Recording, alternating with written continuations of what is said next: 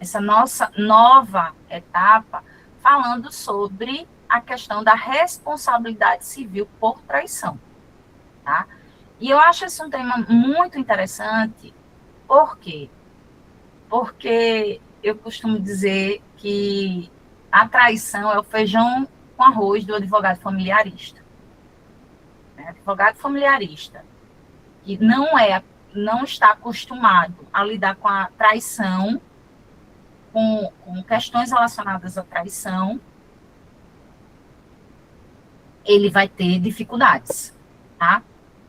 Porque é o feijão com arroz. Infelizmente, a nossa sociedade hoje, ela vem se moldando não apenas de uma maneira muito líquida, sem valores, né? Como diz Bauman, sem solidez, mas também de uma maneira livre, muito mais do que líquida, é livre. Né? Então, os valores, eles estão sendo muito deturpados. Então, nós temos, por exemplo, hoje, as situações familiares, desculpe, relacionais, não familiares, relacionais, que são muito complicadas. A gente não tem mais aquela configuração anterior de namoro, noivado, casamento. A gente tem várias nuances nesse âmbito, porque a gente tem o que curte, o conversante, o ficante, o rolo, o namoro simples, o namoro qualificado, a união estável, o noivado e o casamento. A gente tem 9 possibilidades de relações afetivas, amorosas, assim, sexuais, por assim dizer, que são bastante múltiplas em comparação ao que a gente tinha antes. De qualquer maneira, mesmo nesse contexto social que nós temos hoje, por essa liberdade, nós ainda temos outras configurações, que nós temos os 9 tipos de relacionamentos, mas esses relacionamentos, eles podem ser configurados não apenas como relacionamentos individuais, mas com parceiros múltiplos, poliamor com conhecimento e o sem conhecimento, só para piorar tudo, né? Enfim. De qualquer maneira, é importantíssimo eu falar para vocês que nós vivemos num país monogâmico. O Brasil é um país monogâmico. Nós temos o princípio da monogamia. As pessoas, elas não podem ter 2 relacionamentos ao mesmo tempo, tá? E vamos dizer assim, relacionamentos, falei relacionamentos, mas assim, dentro do princípio da monogamia estricto senso, seria o casamento, né? Só que moralmente falando, a gente vai ter esse conceito maior de que se é monogamia, para você estar ligado a um parceiro em uma entidade familiar, como é o casamento, isso analogicamente se replicaria nas outras relações afetivas sexuais. Então, o que é que a gente precisa entender, começar a entender o âmbito jurídico da traição, certo? O conceito de traição, por si só, ele possui dois vieses, 2 vertentes. A vertente moral e a vertente jurídica. No âmbito moral, a gente tem uma série de discussões sobre o que é traição. E esse é um momento que eu vou precisar ouvir vocês, tá? O que é que vocês acham que é traição?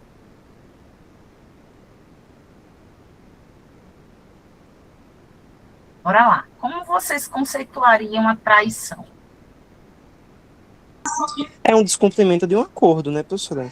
Tipo assim, eu tive um acordo com aquela pessoa na qual eu me relaciono formalmente e aí eu descumpro aquele acordo de relacionamento. Pode se configurar isso aí? Pode, aqui não tem certo nem errado, não, viu, gente? Aqui a gente tá. Deixa eu fazer uma pergunta. E se não tiver acordo? Ou seja, se não tiver o combinado? Diz que combinado não sai caro, né? Mas às vezes as pessoas entram em relações sem o combinado, sem combinar nada. E aí? Vai, vai ter havido o descumprimento de algum acordo ou não? Existe a ideia de, tipo assim, tipo o contrato, mesmo se for de boca, ele existe, será? Existe, mas no contrato geralmente é um combinado, mesmo de boca, mas é um combinado. E quando você começa a namorar, achando que a configuração dessa relação é monogâmica, e a outra pessoa diz, eu nunca lhe disse isso. Há traição ou não? Aí é Será costume, que né? segue? É, segue a eu ia falar isso, a estrutura social, né? Será? Boa, boa, eu gosto disso, eu gosto de discussão. Pois bem, o que é que descumpre esse combinado? Quais são atos que descumprem esse combinado? Vamos começar dos mais simples, tá, gente? Curtir foto de mulher de biquíni é traição?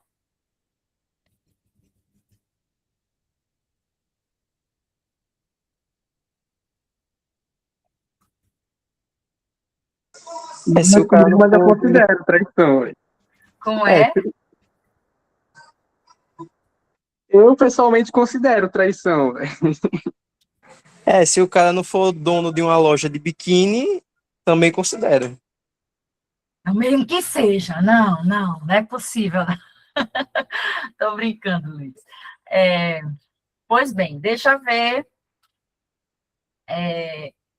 E aí, gente, isso se aplica independente. Estou falando aí de biquíni, mas vocês entendam que também vale para homem de sunga, homem bonitão ali, né, com pose sensual, se aplica do mesmo jeito, tá? Mesma lógica.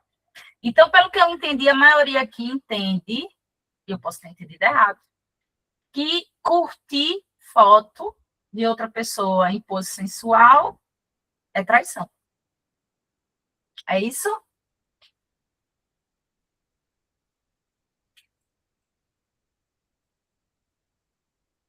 Isso. Boa. Conversar com outra pessoa. Traição sem nunca ter beijado. Depende do Que teu tipo da de conversa, conversa? né? Será? Porque a conversa é meio subjetivo, né? Depende muito do teor da conversa, justamente, do contexto. Dizer em algum momento que não está namorando.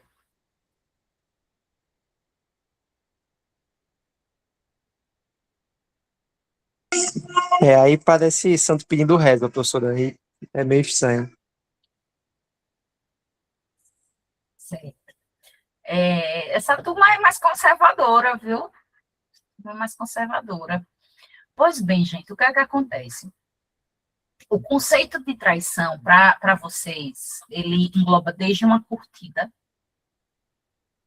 a atos que, obviamente, são traição para qualquer um, como um beijo, como uma conjunção. Só que o conceito jurídico de traição, ele não é necessariamente equivalente ao conceito moral de traição. Eles não necessariamente se equivalem, tá? Então, assim, para o direito, não necessariamente uma curtida pode caracterizar uma traição, certo? A traição, ela tem, vamos dizer assim, ela tem, representa uma violação ao dever de lealdade, certo? E ela está expressa, esse dever de lealdade está expresso no artigo 1566 do Código Civil, que diz: são deveres de ambos os cônjuges fidelidade recíproca. Fidelidade recíproca, tá? Ou seja, a gente está aqui realmente falando de monogamia. Mas é engraçado, e eu queria que vocês percebessem, que esse dever, ele é exclusivo do casamento. Ele só está e se encontra expresso na entidade familiar casamento. Não se encontra expresso em outras entidades familiares, a tal ponto que a doutrina majoritária compreende que sequer é aplicável o dever de fidelidade, por exemplo, na união estável. Não é engraçado isso?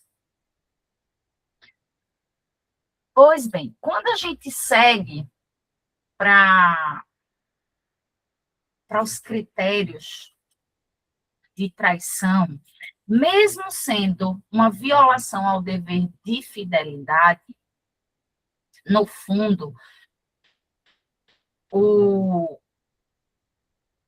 esse dever de fidelidade, ele é muito, vamos dizer assim, subjetivo, tá?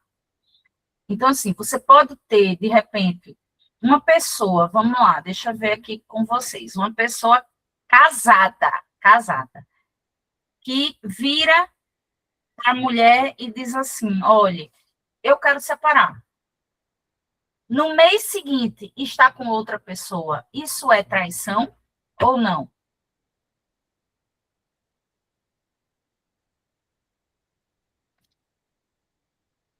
Não, Depois, teve a carência, né? Oi? se for exatamente como você disse, não. O problema é ele ter começado o relacionamento antes de finalizar um casamento. Isso. Teve a carência. É carência, né? Gostei. Pois bem, gente, então, assim, vê só. Quando a gente vai para... A ideia geral das pessoas é que, havendo a violação do dever de fidelidade por si só, vamos supor, dentro do casamento, as pessoas casadas, ninguém informou, ninguém quer se separar. Por si só, havendo violação ao dever de fidelidade, isso representaria um dano, isso causaria um dano. Se a gente for analisar os requisitos da responsabilidade civil, vocês lembram? A gente tem ato ilícito, é esse aí, laranja aí. Culpa, dano, nexo causal. Ato ilícito, a gente tem muito clara a configuração do ato ilícito, nesse caso.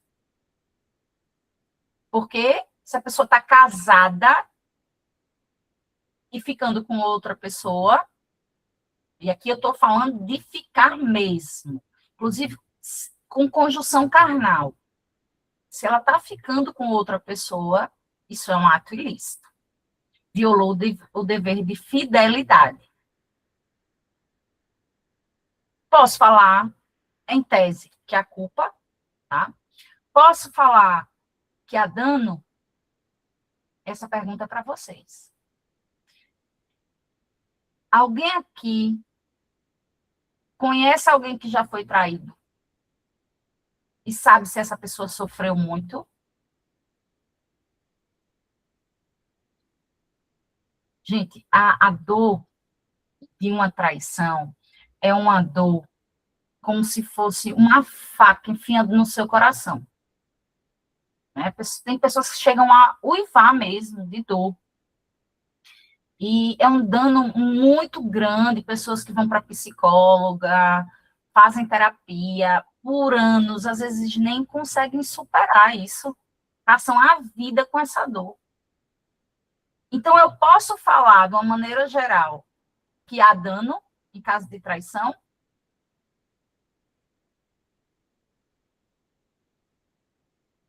De maneira geral, acredito que sim.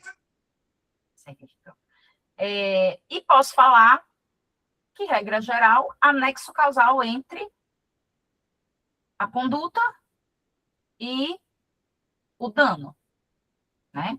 Então, assim, de uma maneira geral, a gente vai ter ali o preenchimento da maioria dos requisitos da responsabilidade civil, preenchidos. No entanto, independentemente disso, a compreensão majoritária dos tribunais brasileiros é que não cabe indenização por dano moral em casos de traição. Sabiam disso?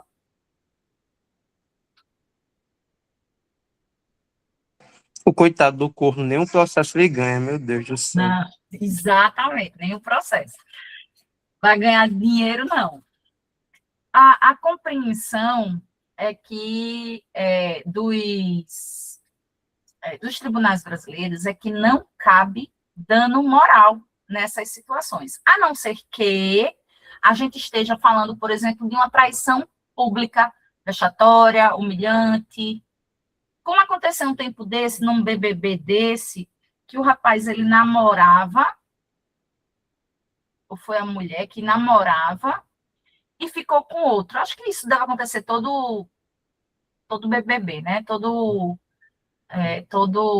reality show, assim. Acontece direto.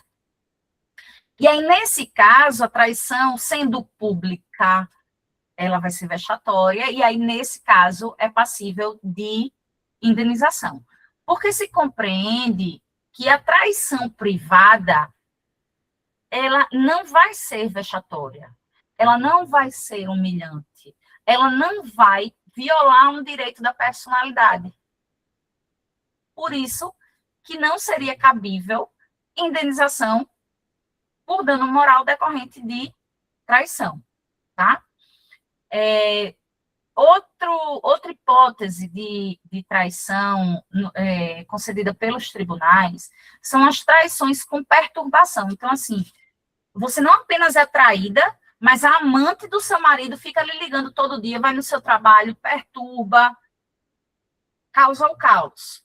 Pronto, aí a gente está falando de uma... não é apenas a traição, é a traição mais um plus. Então, enquanto os critérios jurisprudencial para traição, não basta só ser traição, tem que vir com um adendo, com um plus, com algo a mais que reverbere no campo da ofensa à dignidade da pessoa humana, seja através de uma traição pública com repercussão, seja através de uma traição, com perturbação, né? Como a colega colocou aí, afrontosa, de uma amante afrontosa, tá?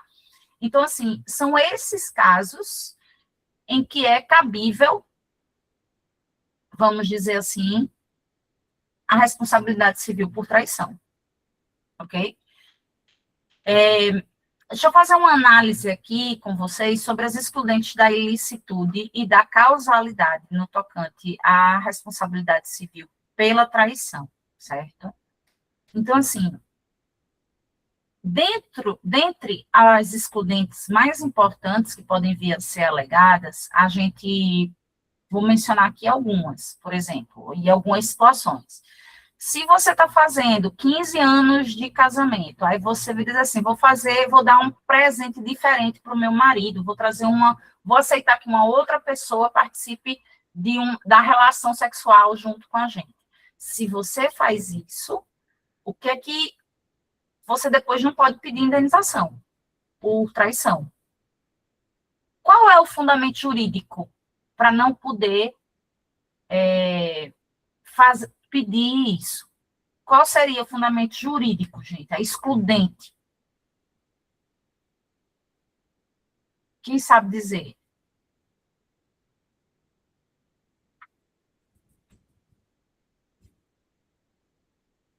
Ninguém sabe, não?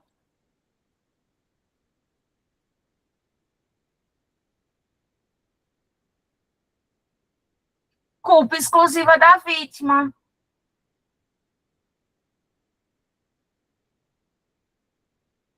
Né, pessoal? Pronto. Mas, imaginem o seguinte, que não é mais esse o caso. Imaginem que a mulher, o homem procura a mulher para ter relação e ela se nega. Aí ela teve filho, engordou.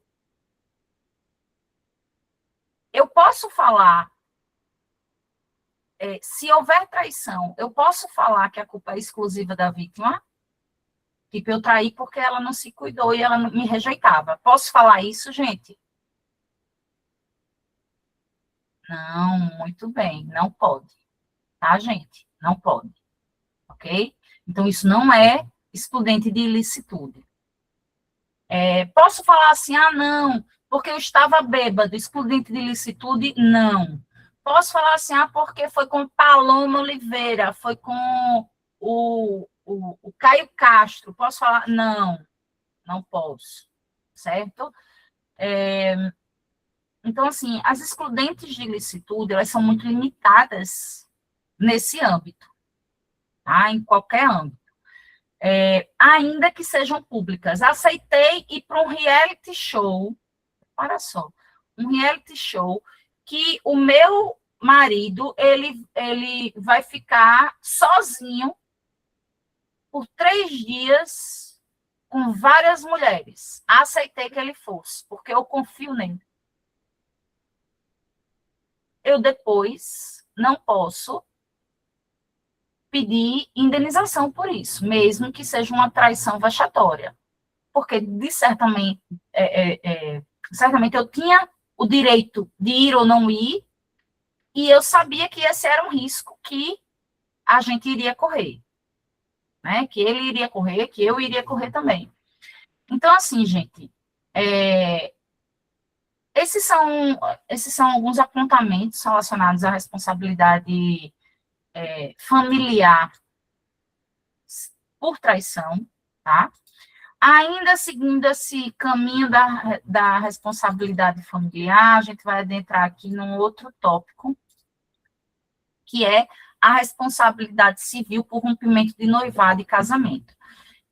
A gente sabe que nós temos todos esses tipos de configurações afetivas, amorosas, e que o noivado, ele é uma espécie de pacto antes do casamento.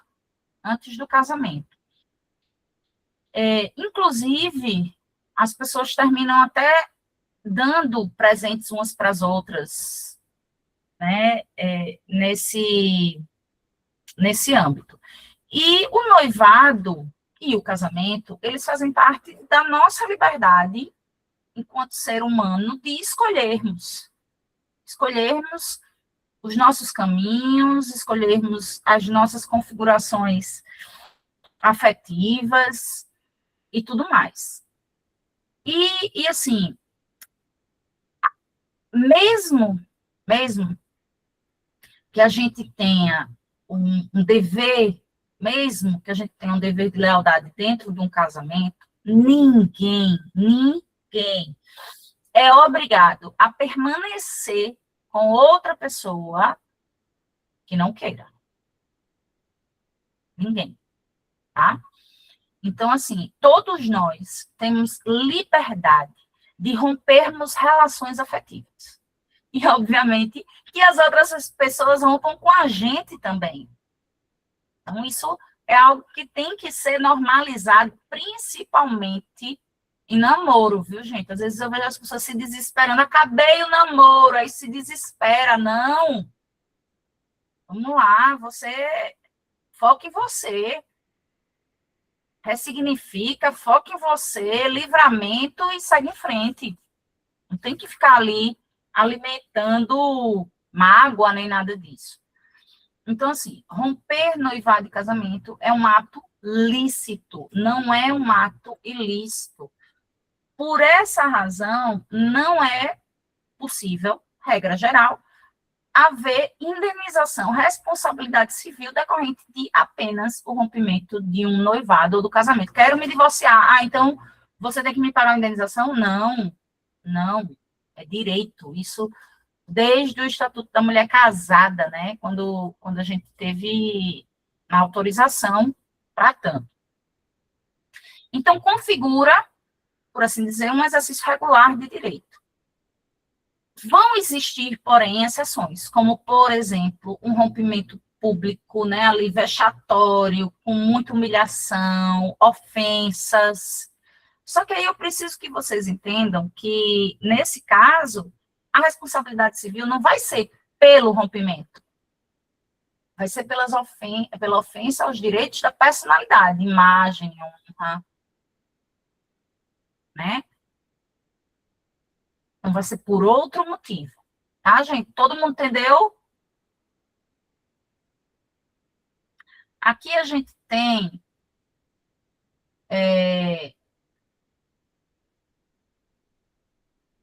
inclusive, eu trouxe para vocês essa apelação, deixa eu aumentar aqui, é do TJ, aí aqui não está falando, mas eu acho que é do TJ de São Paulo.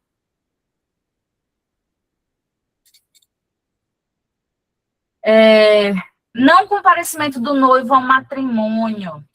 Então, assim, estava marcado, tudo marcado, tudo pronto, a noiva pronta, todo mundo pronto, a noiva esperando, né, para entrar na igreja, e o noivo não foi. Ele não compareceu ao matrimônio. Nesse caso específico, ficou configurado um dano moral, mas não pelo rompimento. Porque houve essa falta de cuidado. Falta de cuidado em não constranger. Então, quando a gente, e vocês ouvirem sobre responsabilidade afetiva, acreditem, isso aqui tem a ver com responsabilidade afetiva. Né? Ou seja, eu vou ter o cuidado do outro não sofrer mais do que o necessário. Fulana, não vou. Né? Então, assim, realmente é muito melhor não casar do que casar com uma pessoa que você não ama. Só que se você puder dizer isso antes, diga, melhor, né, do que você deixar uma pessoa ali plantada, ali esperando, achando que você teve um acidente. Certo, gente? Então, aí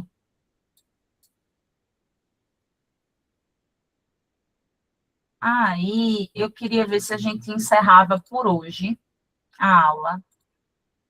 Não, deixa eu ver aqui abandono afetivo logo, porque aí a gente termina a configuração toda de responsabilidade civil familiar. Pois bem, gente, então, na hipótese de responsabilidade civil por abandono afetivo, eu preciso falar sobre o conceito de abandono afetivo, tá? O abandono afetivo, diferente do que o nome propõe, ele não é um abandono amoroso. Não é abandono amoroso. Porque não se abandona o amor. Não se abandona o afeto.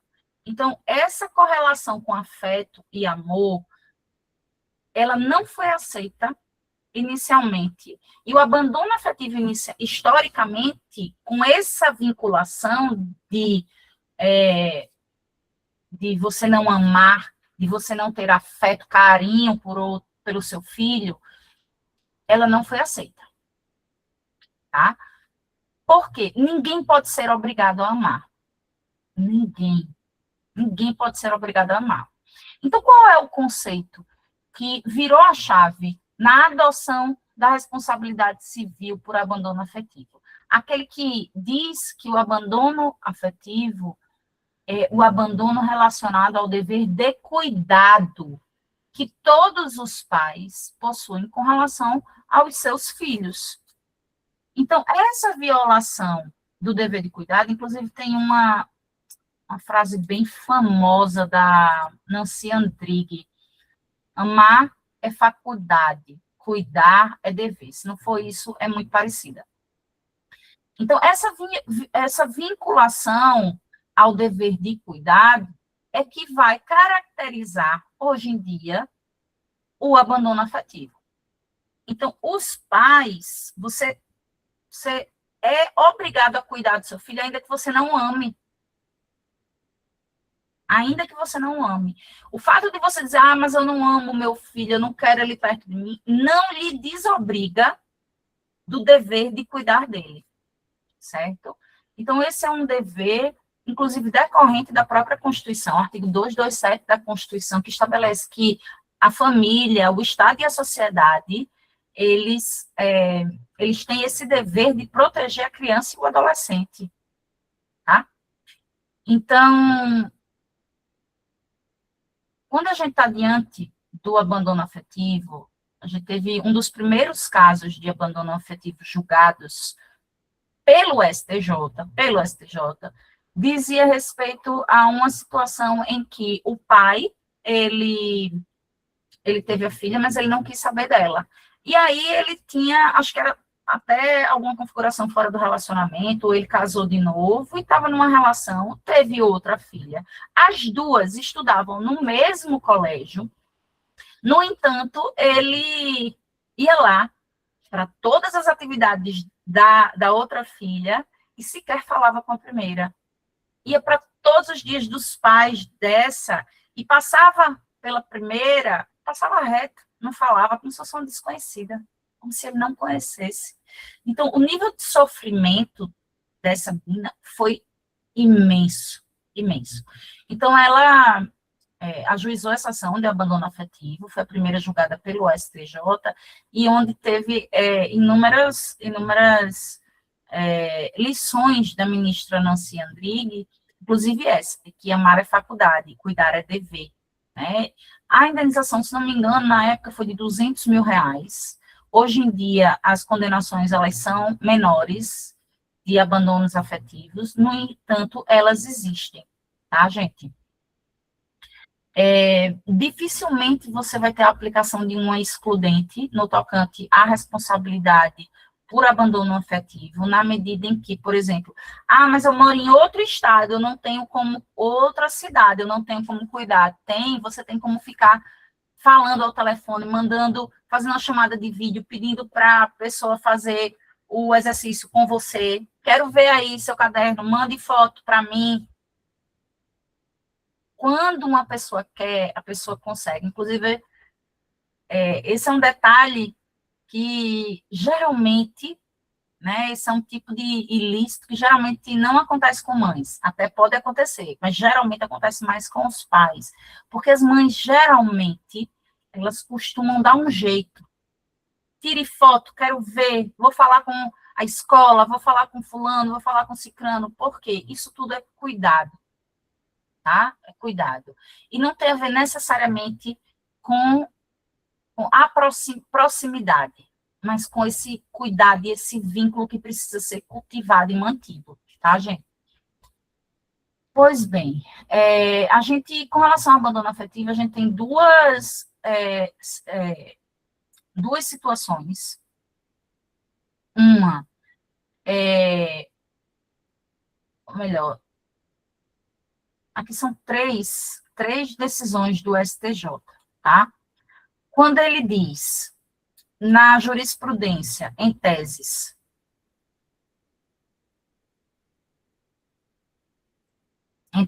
ele diz o seguinte, que o abandono afetivo de filho, edição 125, tese 7. Todas essas teses são da edição 125. O abandono afetivo de filho, em regra, não gera dano moral indenizável, podendo, em hipóteses excepcionais, se comprovada a ocorrência de ilícito civil que ultrapasse o mero sabor, ser reconhecida a existência do dever de indenizar. Então, apesar da gente ter uma tese a priori negativa, o fato é que o próprio STJ possui inúmeras jurisprudências positivas da configuração do abandono afetivo, tá? Outra tese aqui, a número 8, diz que não há responsabilidade por dano moral decorrente de abandono afetivo antes do reconhecimento de paternidade. Então, a gente tem inúmeras situações que o pai sequer sabia que tinha um filho. Ora, se ele não sabia que tinha um filho, ele não pode ser condenado por abandono afetivo, porque não foi escolha dele. Então, o abandono afetivo, ele depende desse conhecimento como requisito para a condenação desse conhecimento da paternidade, certo? Só que eu preciso demonstrar para vocês que, de fato, a gente não está falando de uma situação, por exemplo, não basta ou não é necessário que ele só conhecesse formalmente. Então, às vezes, o pai sabe, o pai até ajuda, mas não registrou. Então, não tem a ver necessariamente com o registro, porque outras provas podem ser produzidas de que ele detinha esse conhecimento, tá? Ainda antes do reconhecimento da paternidade efetivo. Certo, pessoal? O prazo prescricional da pretensão reparatória de abandono afetivo começa a fluir a partir da maioridade do autor, ou seja, 3 anos, ou 18 anos, a partir de 18 anos, a vítima vai ter 3 anos para poder requerer esse abandono afetivo, tá, gente? Alguma dúvida sobre abandono afetivo?